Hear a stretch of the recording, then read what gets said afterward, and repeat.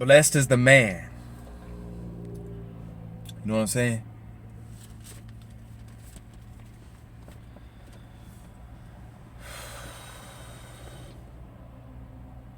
There are so many parts of me. My organs, my piano keys in my body, the nature of who I am, the whales in the ocean, the liquid and the substance in the form of the waterfall and the ocean and the streams and the ponds and the lakes that dwell inside of me. They all realize their desperation for God.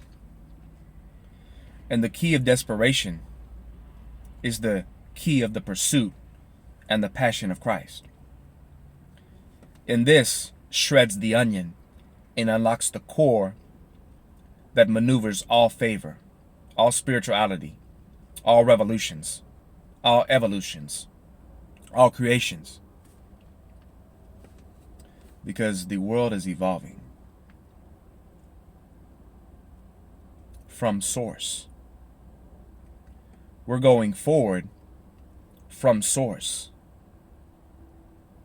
We're rising higher, yet remaining in source. There's a remaining factor that hits every side of everything you can do in every life. If you never catch this in your preceptors, if you never catch this wisdom and let it scar you, let it permanently be residue and oil in your brain, and it's at the reservoir but not at the forefront of your thinking, you'll try to progress in supernatural things. You'll try to traverse in supernatural material. You'll try to uncode angelic scrolls, wisdom, divinity. Yet because you don't know this factor, this is in movement, but the ushering in of this anointing is not in place. The outpouring of this waterfall, because you put the land there, a certain dimension of your consciousness there, the waterfall's not going into the river like it was normally supposed to do to keep flowing and connecting everything and bridging all pathways.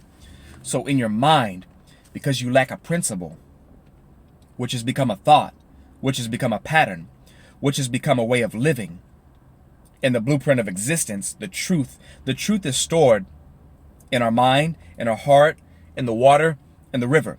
But your thought, the reason why when you sin in the garden, our thought has the power to go against the truth. It has the power to, oh, that's not a tree, that's actually a river. Oh, that's not the sky, that's actually the ground. So we're so confused. So there's a way to shut down the animal brain, okay? But it's about rising in the spirit. In life, you do have to rise in your spirit, in the truth. And if you're not studying the truth, if you don't know who the truth is, and if you see, so when I study the actual evidence of water, when I study the actual evidence of the sun and the moon, the history behind it, the testimonies behind it, the witness behind it, all these, and in my life, I've spent enough time trying to get as much knowledge, and I've used my time wisely in the Lord. And as he gave me time, instead of me work, I just ate knowledge. I just filled myself with his word. I just filled myself with prayer. That I'm not going to regret. I'm not going to live a life of regret. I don't care what my weaknesses are. I don't care what my vulnerabilities are. I'm going to accomplish what has been assigned for me. I'm going to do more because God can do more than I can ask, think, or imagine. And then, but it's the uncovering. The uncovering is the unveiling. So if I study the chemistry of the tree, how it corresponds to life, why we need it, because it gives us oxygen, how it protects this from, I'm uncovering the truth of what you really are. The more I uncover the layers of life, and I take these depths, swim in them, spend time in them, spend time in nature, spend time in the presence of the Lord. If you ever find a church or a place where the presence of God is heavy, I don't want to say you're lucky, but I'm saying that's rare these days. We're casual these days, and it's okay just to go to church as long as we're getting a paycheck, and as long as people leave smiling, we've become satisfied with that.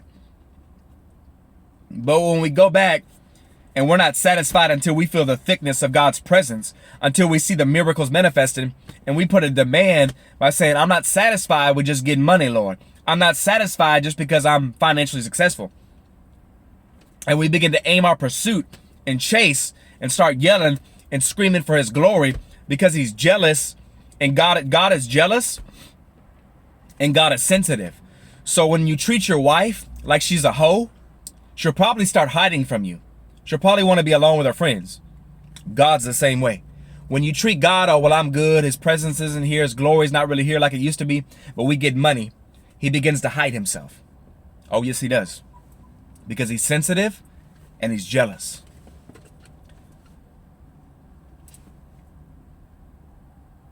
I feel like the Lord is smiling right now. So,